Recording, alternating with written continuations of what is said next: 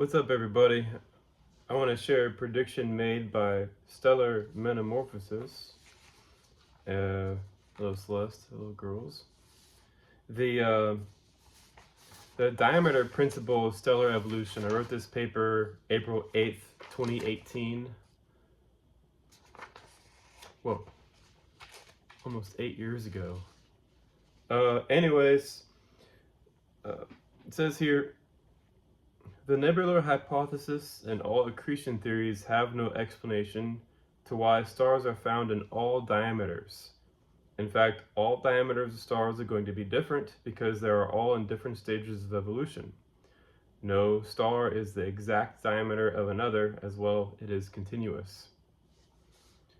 Basically, this principle means that if you find a star that is one Earth diameter, you're not going to find one that's exactly the same diameter. It's not going to happen. It's going to be 1.1 or 1.0002 and it's going to be on a continuum. That proves it's on a continuum. None of them are going to be exact matches. And the reason why that is because they're all in different stages of evolution, number one. Number two, they all have different histories. Number three,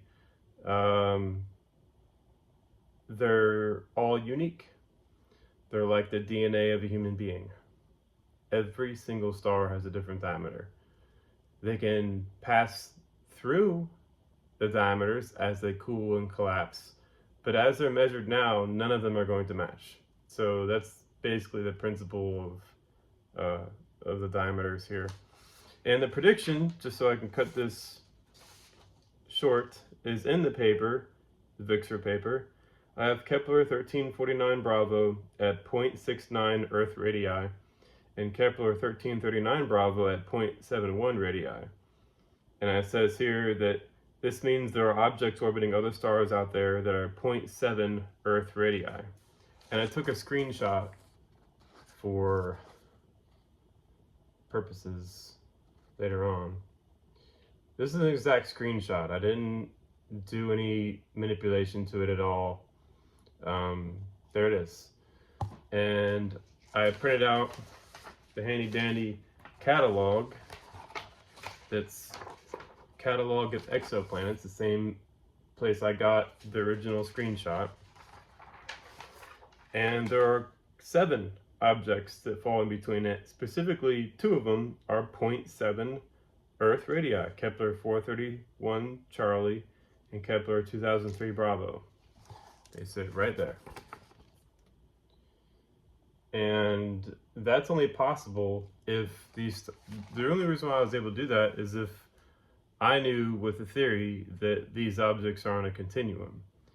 And it's essential to understand that because nothing about mainstream astronomy has been able to predict something of that importance. The nebula hypothesis can't do it. All stellar evolution theories can't do it. All their planet formation theories, they cannot predict that they're going to find these objects. In fact, I can go even further and predict that there are going to be objects that are between 0.69 and 0.7. There are going to be objects between 0.7001 and 0.7003. There are going to be millions of objects that fall in all over the place on a continuum.